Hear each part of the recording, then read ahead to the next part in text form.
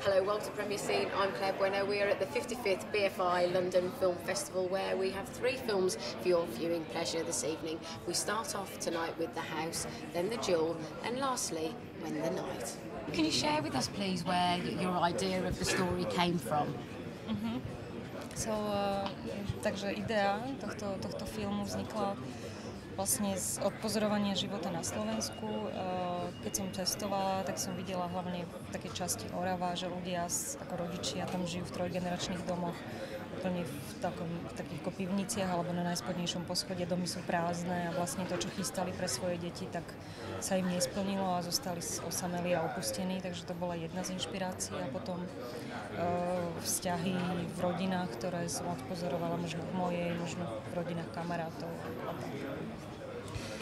So the original idea was based on looking at life in Slovakia. When I travelled, I especially became aware of 3 story houses with the ground floor empty.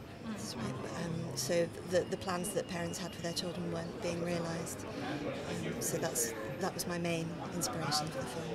And what was it that you wanted to explore about the relationships between the fathers and the daughters, really, as well, within the film?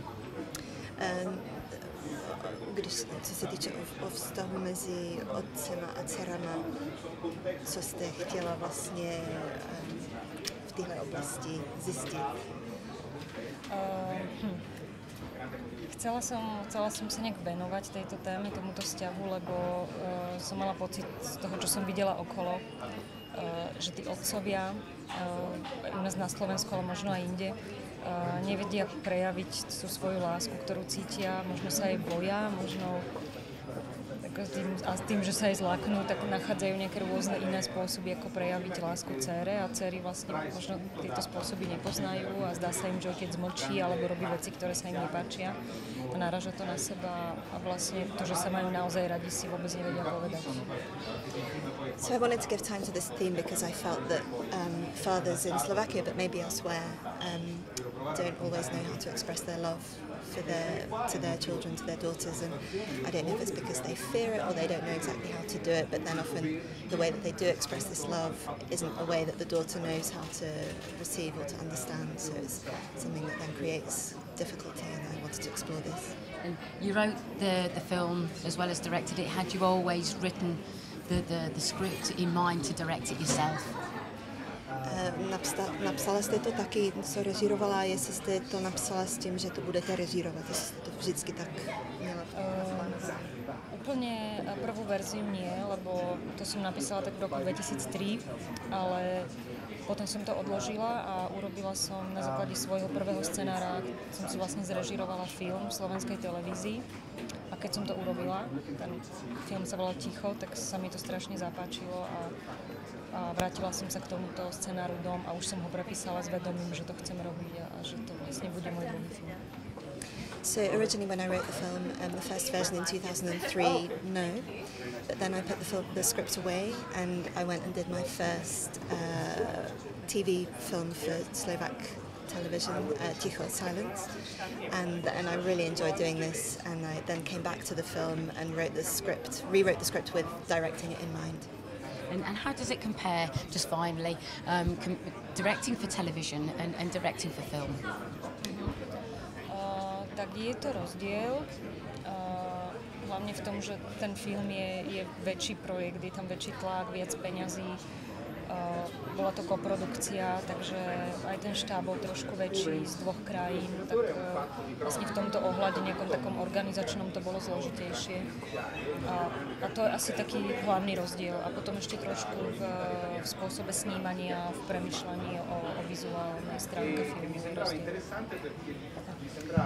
So it is different, partly because film is always a bigger project in terms of money and the investment that goes into it.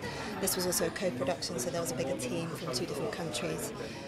And then also maybe in the way of filming and the way in which you visualise the result.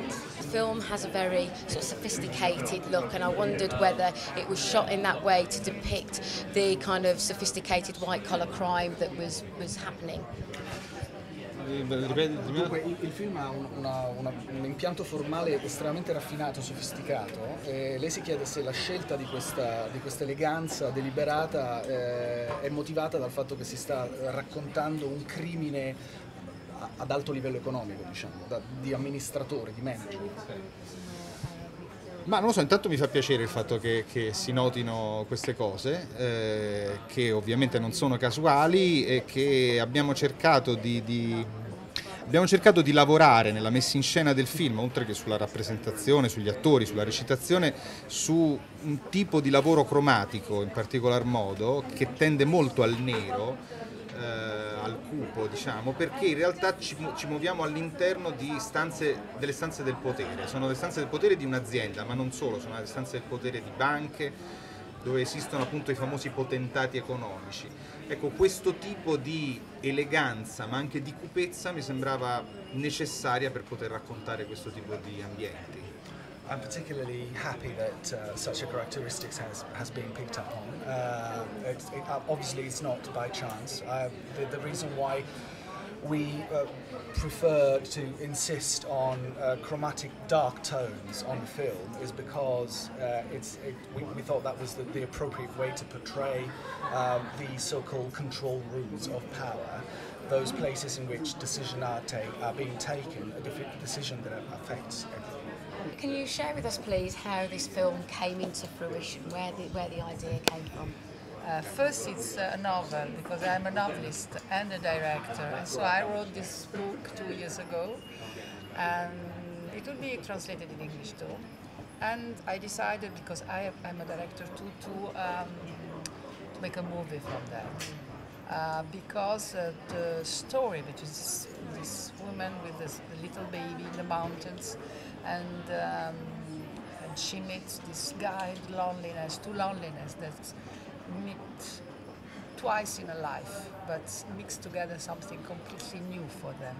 For them, it was interesting for me to film the story, to have actress and actor inside, and to have the mountains, because the place, it's an incredible place, it's in the Alps, near Monte Rosa, and so I think when I finished the book, I didn't think about, but slowly I realized that it would have been a very, very good, very beautiful movie, that's why. And how have the Alps really added to the tension of the film and helped? What did they aid in the film to bring this sort of more tension into the story? The title is When the Night, and there is a long day. The baby, 2 years old, is sick. She's alone. She can't go out because it's raining. Something that women know very well. And it was very interesting for me to film the time that doesn't pass by. So you have this she's alone. She look at the clock, and the baby's crying. And this is really a point of suspense, or like a thriller, but a thriller of feelings. And this I like very much. I think this is one of the main point of the movie. Well, was there anything that you wanted to explore in particular about the female psyche? Motherhood, and that is not like everybody's think. Everybody's thinking that motherhood is something natural, and it's very hard work. And also the fact that the mother of the man, the mother is a mother of the child, but the man also is the mother is also the first woman for the man. And so the link between the concept of mother, woman, and man and woman. And I think this is the kind of triangle that is in the movie, the man, the woman, and the little baby. Something very primary, something basic, like mountains. Yeah, so back to nature, really. Yes. Yeah, very primal. Yeah, and Exact. Did it with you having the success of the book in the first place? Did that help you get the film make it produced into a film? Yes, the book was a success and it was translated in all the part of the world and in Europe because it's universal. I think it's not so just in an Italian situation. Something very. I could have shoot the movie in France or in England is the same. In England you don't have enormous mountains, but in France, yes. And yes, it was easier. But in any case, it was very, very difficult and tense to shoot the movie because shooting in the mountains is difficult and hard. I had 2 seasons. I had summer and winter with the snow and in places very hard to reach. So it was very, very beautiful, but at the same time testing as a filmmaker. Exactly, exactly. Did you have to use a specialist crew that was used to filming in such high altitudes? Ciao. Ciao. You were doing so well. You did brilliantly. Whether Cristina had to use a specialist crew to work in there. La troupe. Sì, sì. usare una troupe specialistica per girare a Sì. No, it was a normal crew, but the places were not normal, so we had to be very clever to even make a sort of experimental. Yes, exactly. Because these places we had to reach them with by foot or helicopter, so it was as a production problems also to solve. So it was an adventure. Let's say this.